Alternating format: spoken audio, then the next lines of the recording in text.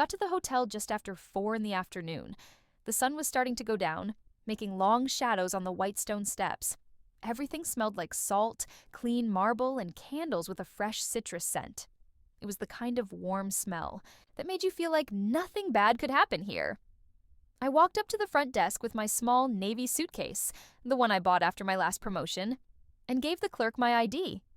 The young man smiled, typed on the computer, then frowned. "I'm sorry, Miss Keating," he said softly. "I don't see a reservation under your name." I blinked once. "Could you check under the Keating family name?" I asked. He nodded and looked again. Then he leaned forward. "I see bookings for Mr. and Mrs. Keating and for Mr. and Mrs. Jason Keating, but nothing else." "Sorry." Behind me, I heard sharp heels clicking on the marble floor. I knew that sound. My sister always made sure people heard her before seeing her. Lauren's voice came out. Sweet but firm. "You made it. That's a surprise." I turned to see her standing there, wearing fancy resort clothes and sunglasses perched on her head like they didn't really matter. Her hair was perfectly messy, like it was supposed to be.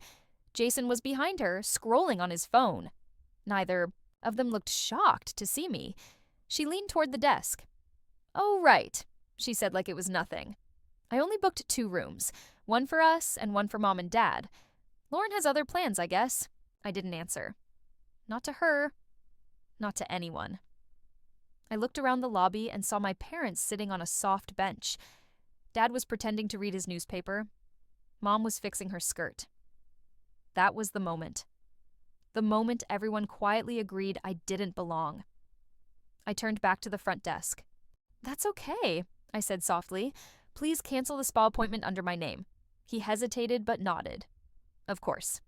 As I walked outside, the warm breeze caught my dress, the one I'd ironed that morning. Not because I cared how I looked, but because I thought maybe someone would notice me. At the bottom of the steps, I opened my phone. Across the parking lot, I saw a little girl in pink and tulle watching me from the hotel window. Sophie, my niece. She tilted her head and pressed her hand against the glass. In my purse, the small silver locket I bought for her birthday was still wrapped in tissue paper. I hadn't even signed the card yet. I didn't always expect to be included. Somewhere along the way, I stopped being surprised when I wasn't. It started with small things. Group texts where I wasn't invited, photos with everyone tagged except me, while I was busy on back-to-back work calls, flying for meetings, writing reports. Decisions were made without me. Being forgotten became normal, not painful, just expected. I thought if I worked hard enough, if I made enough money and gave enough, they'd notice me. I was wrong. I'm 35. I manage important medical studies in 5 countries. I speak at big meetings. I review government grants. I built a life based on real results, not likes on social media. That's what made me different from Alyssa. She lives in a world of perfect brunch pictures and fancy skincare ads. Every holiday is a photo opportunity. Every compliment is a caption. Her husband, Jason, bounces between jobs. Their mortgage, private school bills, vacations, all paid. By our grandfather, Walter Keating. Walter never showed off. He never said Alyssa was the favorite. But he gave her $25,000 a month from a trust he controlled. I know this because I helped him sort out his money when he got sick last year. Alyssa didn't even call the hospital once. I stayed for 3 days, made spreadsheets, worked with his accountant, prepared papers. One night, Walter looked at me and said, "You're the only one who reads the fine print, Lauren. The rest just want the ribbon, not the box." I smiled politely, but inside, something broke.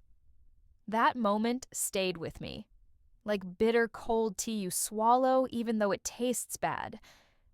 Alyssa used to call me when she was in trouble.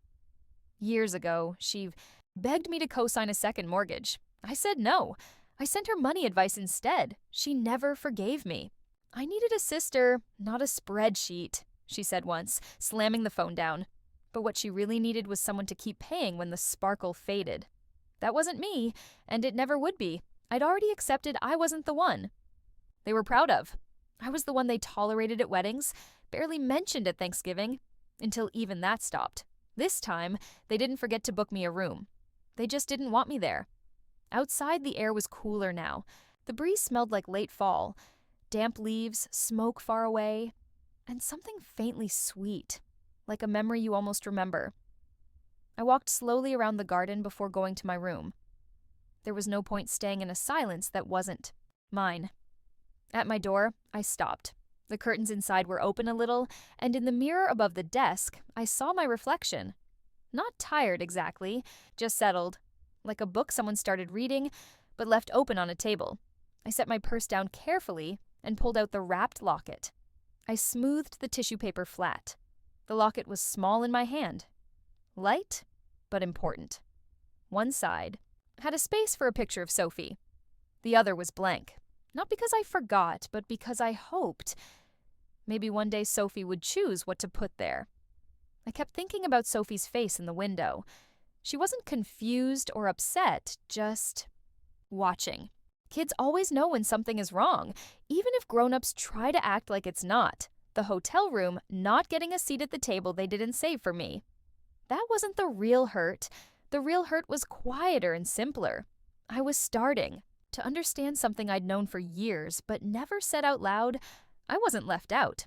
I was cut out, like they erased me from the family picture because they didn't want me there. But here's the thing about cutting out pieces. Sometimes the parts you remove are the only things holding the whole picture together. I picked up my phone, not because I was angry or wanted to argue, just to tell the truth one last time. I called Walter Keating. He answered on the second ring. "Lauren," he said, his voice low and serious. "No, hello, no holiday cheer, just my name. I have something to tell you," I said. "Just the facts."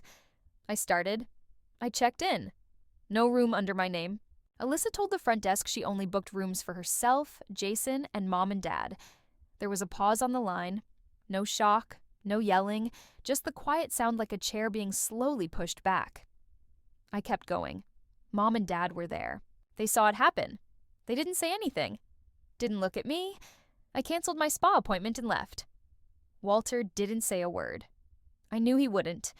He always let silence say what needed to be said. They were all there when I walked out. No one followed me.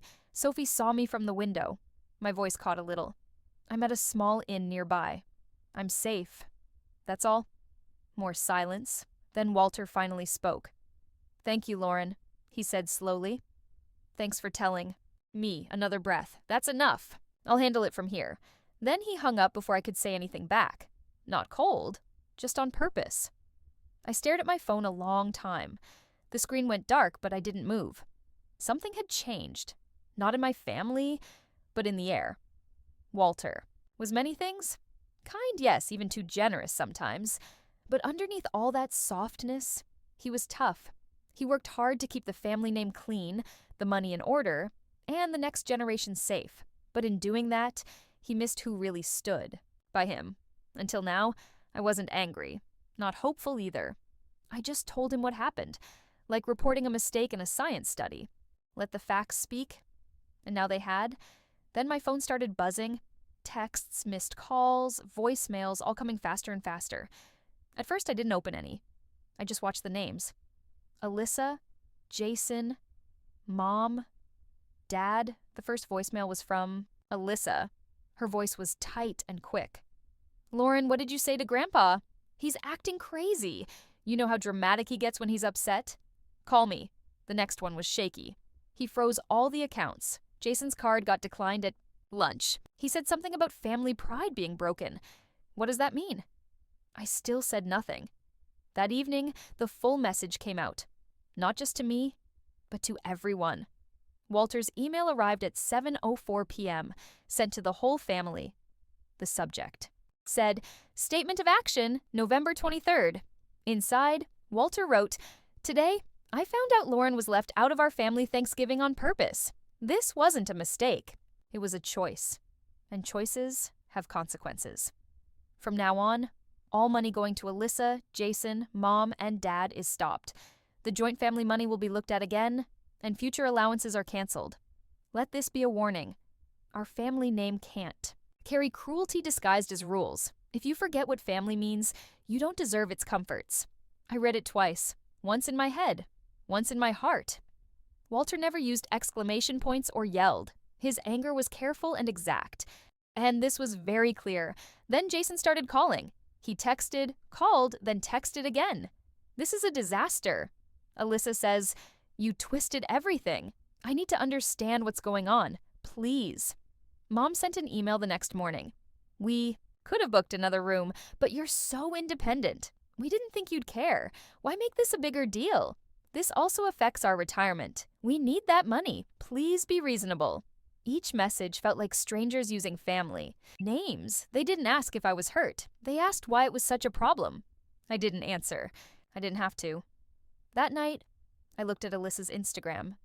No pictures, no perfect Thanksgiving table, no thankful message, just silence.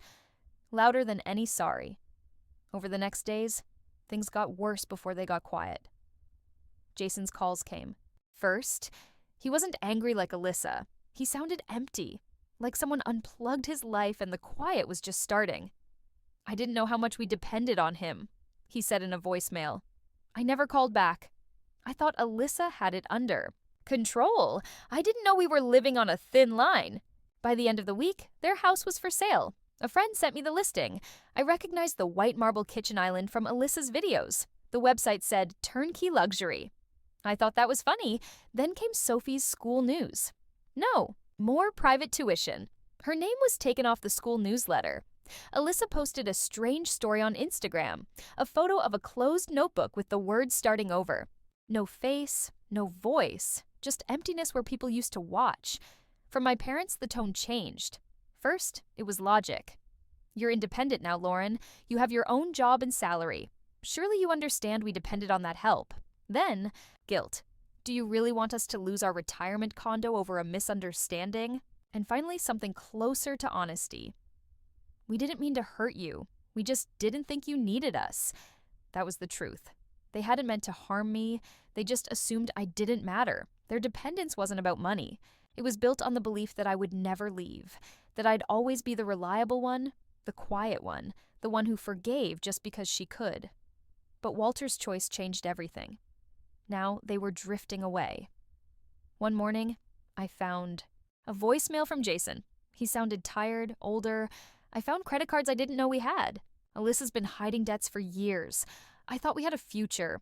Turns out we just had overdraft protection.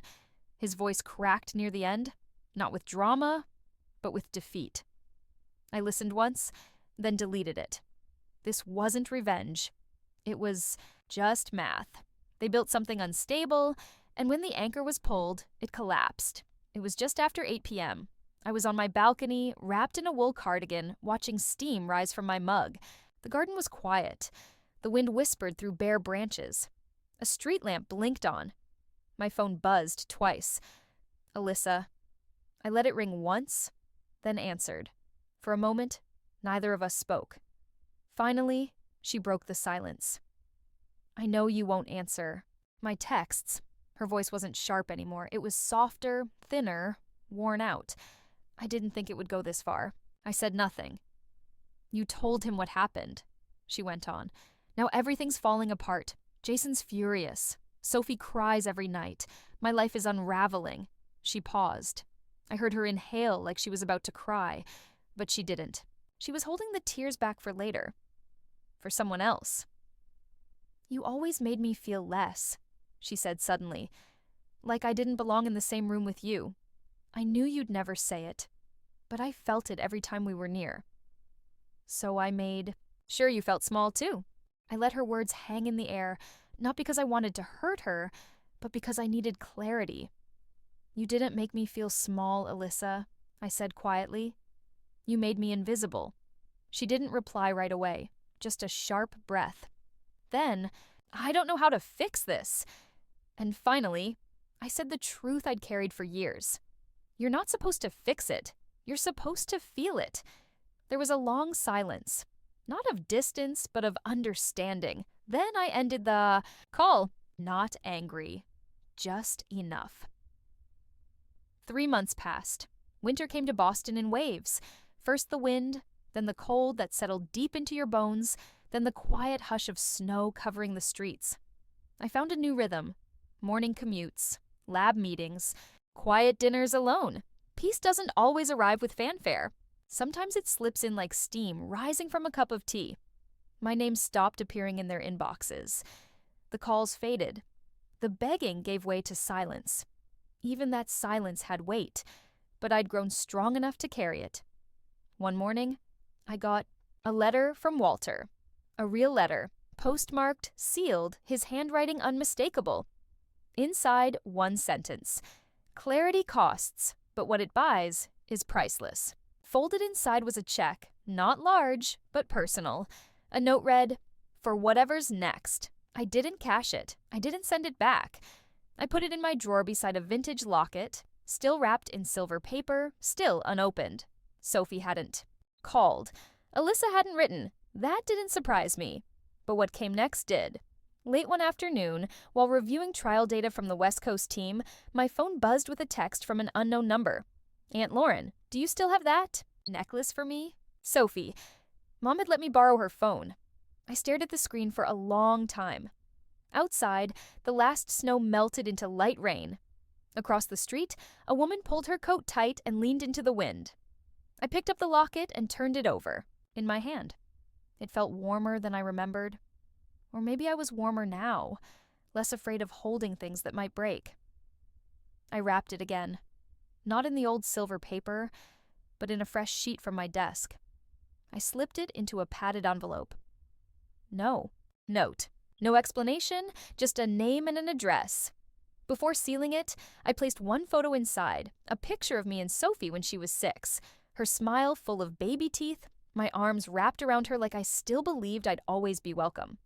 I left. The second slot blank. Maybe someday she'd find something, or someone, worth placing there. Have you ever been edited out of the picture, only to realize you were the frame all along?